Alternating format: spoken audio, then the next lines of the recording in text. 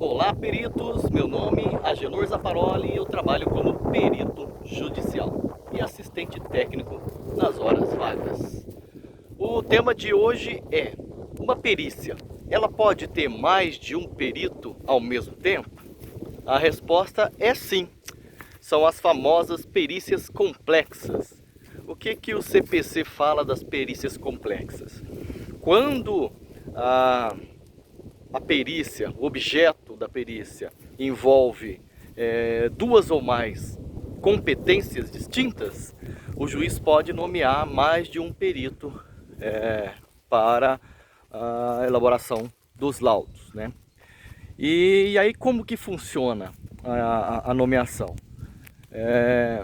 Hoje em dia, o perito ele é nomeado, geralmente ele é nomeado para o juiz identifica a causa da perícia e nomeia o perito mais próximo, né, o que ele entende que é o competente para aquilo. E aí cabe ao perito analisar a causa e determinar as competências. Excelência, eu sou perito em engenharia elétrica, porém essa causa envolve também engenharia mecânica. Então, conforme o CPC diz que o perito tem que ser especializado no objeto da perícia, e eu sou engenheiro eletricista, e a causa envolve tanto elétrica quanto mecânica, eu preciso que o senhor nomeie também um engenheiro mecânico para dirimir o caso. O que a gente faz hoje em dia? A gente avisa o juiz da nossa competência: excelência, eu sou engenheiro eletricista, eu faço parte dessa perícia, mas não sou competente para dirimir o caso por completo. Portanto, é necessário mais um engenheiro para complementar a competência.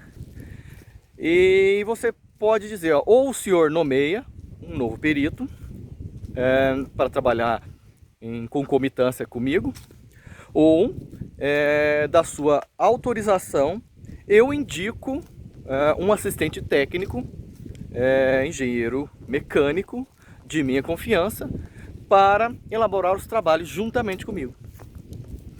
Apresenta esse comunicado e espera ver o que o juiz vai responder, né? O que vem acontecendo constantemente, né? O juiz defere. O juiz defere, eu faço a perícia com um assistente técnico. Então eu contrato um assistente para complementar a perícia. E daí a gente apresenta dois laudos separados ou um laudo tendo a assinatura de ambos, né?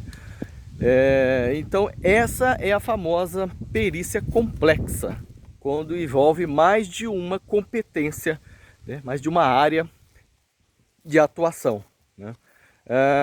Pode ser, por exemplo, um caso que envolva engenharia civil e engenharia elétrica ao mesmo tempo, né?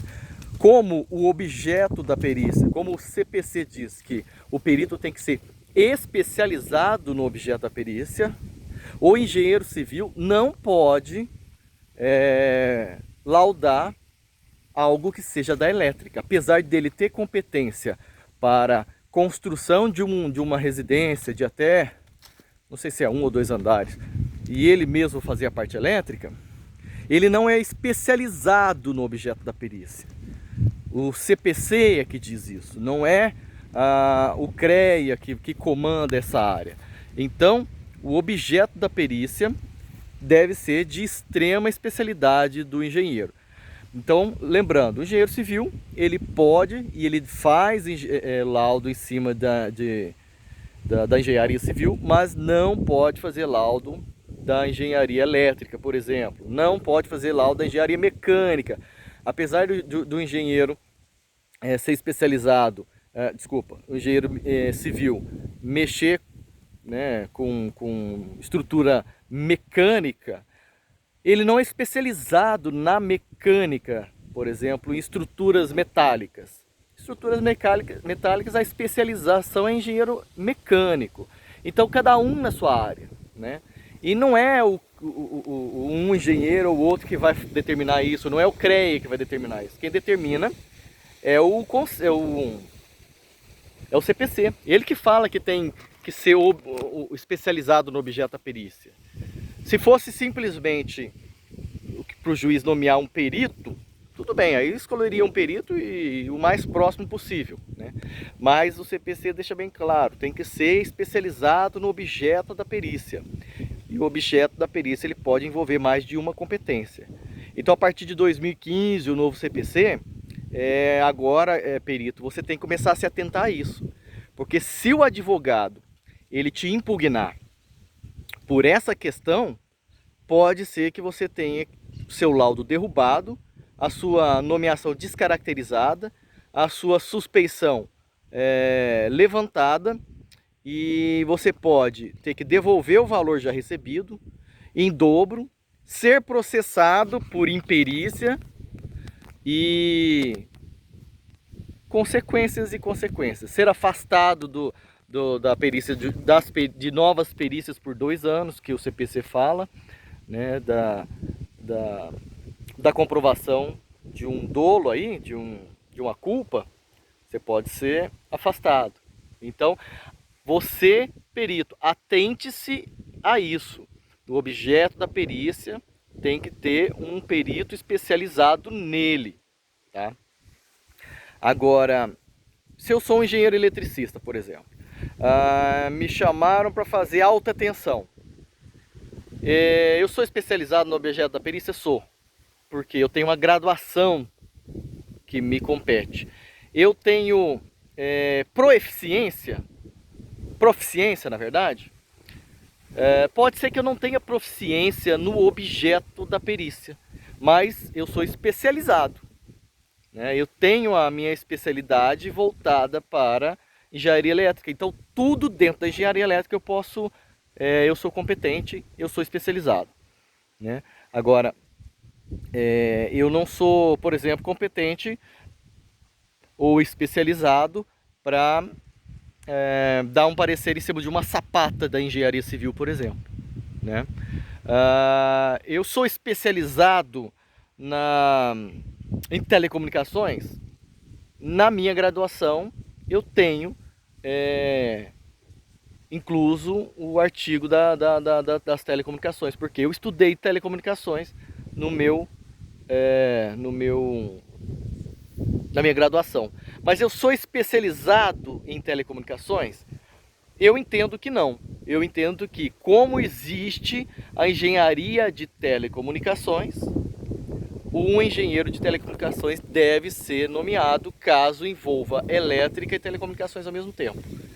A não ser que as telecomunicações seja um objeto secundário, né? Tipo, o objeto da perícia é esse, mas o que envolve a perícia detém telecomunicações, pode ser que não seja necessário um engenheiro eletricista, porque não é o objeto da perícia, né? Por exemplo, o objeto da perícia é a parte elétrica da residência.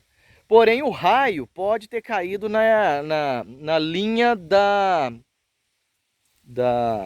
telefonia. E aí eu vou ter que chamar um engenheiro de telecomunicações para definir isso? Não, eu sou competente para determinar as causas de uma descarga atmosférica, né? E o objeto da perícia é uma residência, a parte elétrica de uma residência, né? No meio do caminho eu descobri que caiu na fiação da telefonia, mas não mudou o meu objeto da perícia. Entendeu como é que é o caso? O objeto da perícia é que deve ter um perito especializado nele.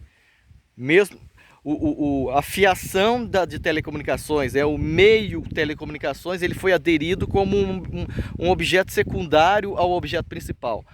O objeto principal da perícia era a elétrica da casa. Ok? Então, só reforçando aqui o assunto inicial. Pode existir dois ou mais peritos na mesma perícia? Sim, pode.